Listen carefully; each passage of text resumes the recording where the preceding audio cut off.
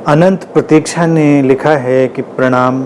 आज जब हम सीमित एक्टिविटीज़ में हैं तो एक बात और अनुभव में आ रही है कि मन में विचार भी स्वतः रेगुलेट हो रहे हैं। बेकार के और एक्सटेनुअस विचार भी परेशान नहीं कर रहे हैं। कुछ कहें।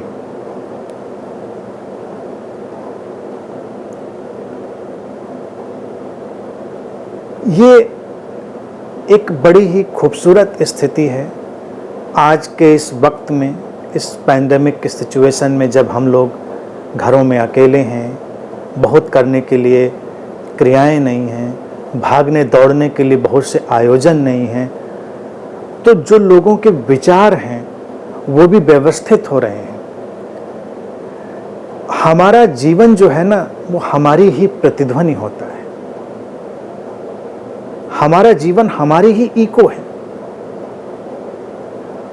हमारे भीतर के जगत में जो है उसका प्रभाव बाहर पड़ता है, और जो बाहर के जगत में है उसका प्रभाव भीतर पड़ता है।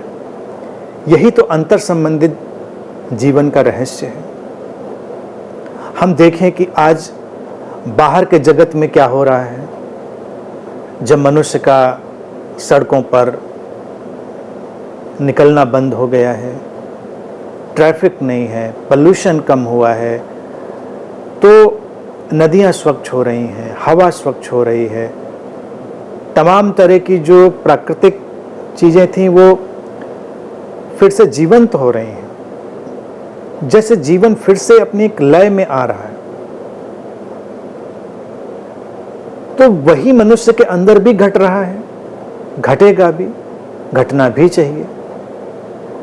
इसीलिए विचार भी, अगर व्यक्ति थोड़ा भी ध्यानपूर्ण होगा तो कम हो जाएंगे, व्यवस्थित हो जाएंगे। उनमें बहुत जो बिखराव था, जो केओस था, वो नहीं रहेगा, क्योंकि ये संसार हमारे ही विचारों की एक रचना है। भगवान बुद्ध अक्सर ये बात कहते थे कि तुम्हारा संसार तुम्हारे विचारों की ही निष्पत्ति है, and result of your thought.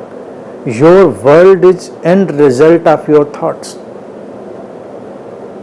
लेकिन हमारे विचार जो घटते हैं वो उस जगत की भी निष्पत्ति होते हैं, उसका भी एंड रिजल्ट होते हैं। यानी सामूहिक रूप से जो जगत में चल रहा है उसी का जो संयोग है वो हमारे विचारों के रूप में भी प्रतिबिंबित होता है, परिलक्षित होता है, प्रकट होता है, दिखाई देता है। तो जो लोगों के अंदर विचारों की अराजकता है, वस्तुतः वो समाज में फैली हुई अराजकता का भी एक प्रतिबिंब होती है। आज जब वो अराजकता थोड़ी थम रही है तो विचारों की अराजकता भी कम होगी, शांति होगी, सहजता होगी, लोग ज्यादा ध्यानपूर्ण होंगे। ध्यान की बातें हो सकता है लोग कम करें, लोग ज्यादा ध्यानपूर्ण हों। ये अलग बात है कि लोगों के उत्तेजना भी बढ़ेगी। जिन लोगों की प्रोग्रामिंग तनाव की है, जिनकी कंडीशनिंग बात बात पर परेशान हो जाने की है, वो बेशक ज़्यादा तनावग्रस्त भी होंगे, ज़्यादा पीड़ित भी होंगे। वो रेशियो भी कहीं कहीं बढ़ रहा है। व्यक्ति के भीतर जो है वो निकलकर सामने आएगा, लेकिन वो आए बेहतर है।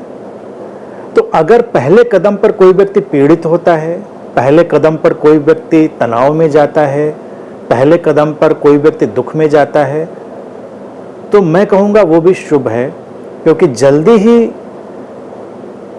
उसमें भी सुधार होगा, जल्दी ही उसमें भी एक व्यवस्था आएगी और सब चीजें ठीक होंगी। विचार के तल पर चीजों का ठीक हो जाना अद्भुत है, क्योंकि वहीं से तो फिर सारा संसार फैलेगा, वहीं से तो सारी क्रियाएं फैलेंगी। मैं बहुत प्रसन्न हूं कि जो लोग भी इस ध्यानपूर्ण यात्रा में साथ चल रहे हैं वो बहुत शांत हैं, सहज हैं, उनके जीवन में कोई भी विचलन नहीं है। जितने लोग भी इस अनंत की यात्रा में साथ चल रहे हैं, मैं देख पा रहा हूँ, मुझे सूचना है, घरों में हैं, अकेले हैं, कुछ लोग बुजुर्ग हैं, कुछ लोग बीमार भी हैं, लेकिन किसी को कोई परेशानी नहीं है। देखिए, पीड़ा और परेशानी में अंतर होता है, तकलीफ और परेशानी में अंतर होता है। तकलीफें हैं, आएंगी, व्यवस्थागत आएंगी, शारीरिक आएंगी, लेकिन जो परेशानी है, सफरिंग है, वो जरूरी नहीं आए। तो लोग नहीं हैं परेशान, सफरिंग में नहीं है, क्योंकि उन्होंने उस ध्यानपूर्णता को सीख लिया है। अब ये जो कलेक्टिव एटमॉस्फेयर बनेगा, ये जो सामूहिक वातावरण बनेगा कि लोग विषम परिस्थितियों को भी शांति से जीना सीख रहे हैं, इसकी एक तरंग बनेगी, इसकी एक कलेक्टिव वेव पैदा होगी, वो फिर टकराएगी। धीरे धीरे ये सारी जो सामूहिक तरंगें हैं, कलेक्टिव वेव्स हैं, ये एक नए मन का निर्माण करेंगी। ये जो हम वक्त इस समय देख रहे हैं, आप लोग यकीन मानिए पूरी दुनिया वैसी रहने वाली नहीं है जैसी पहले थी। एक नए मन का निर्माण होगा, एक नए मनुष्य का निर्माण होगा। कई लोग नए मनुष्य के निर्माण की कोशिश करते रहे अतीत में, कई गुरुओं ने कोशिश करी, कई चिंतकों ने कोशिश करी, लेकिन नया मनुष्य कोई फैक्ट्री में बनने वाली चीज़ नहीं है। नया मनुष्य किसी संप्रदाय, कल्ट, विचार विशेष से बनने वाली चीज़ नहीं है। नए मनुष्य को पूरा अस्तित्व गढ़ता है, समग्रता गढ़ती है, टोटलिटी गढ़ती है। ये जो पूरा स्रोत है, अनमैनिफेस्टेड सोर्स है, वो उसको गढ़ता है, और उसने गढ़ना शुरू कर दिया है क्योंकि उसकी ज़रूरत है। अब अस्तित्व में उसकी ज़रूरत है, उसकी पदचाप सुनाई देने लगी है, और नए मनुष्य के लिए नया मन। तो अब समय बटेगा, बिफोर कोरोना, आफ्टर कोरोना। जो AC/BC था वो ट्रांसफ़र हो जाएगा, क्राइस्ट को इस समय रिप्लेस कर देगा कोरोना, कर दिया है उसने। तो क्राइस्ट रिप्लेस हो गए कोरोना से। तो अब ये हम समय को याद करेंगे आफ्टर कोरोना।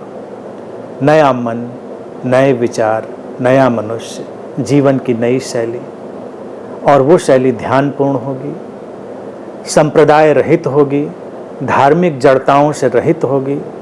लोगों के भीतर इस समय अगर कई लोगों को दिखाई दे रहा होगा मीडिया के चलते हुए भी कि नहीं धर्मांधता बढ़ रही है, कट्टरता बढ़ रही है, तो मैं बहुत स्पष्टता से बात कहूँ, ये केवल एक फेज है, वो फेज गुजर जाएगा।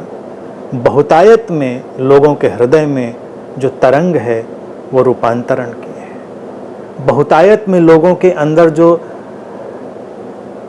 ऊर्जा सक्रिय है वो जीवन को आमूल चूल बदल देने वाली है। जहाँ पर धर्म संप्रदाय के भेद गिरेंगे, विचार के भेद, जो वैचारिक संघर्ष के भेद हैं, वो भी गिरेंगे। तो बहुत शुभ है जो हो रहा है। मैं उम्मीद करता हूँ ये विचारों का समन्वय, ये सहजता, ये सिंक्रोनाइजेशन, ये ऑर्गेनाइजेशन, ये जो सब कुछ घट रहा है विचारों में, वो घटता रहे, और एक तरंग दूसरी तरंग से जुड़े तरंगें जुड़ते जाएं, और धीरे धीरे वो तरंग एक सुनामी में बदलें, और पूरी उम्मीद है ऐसा होगा।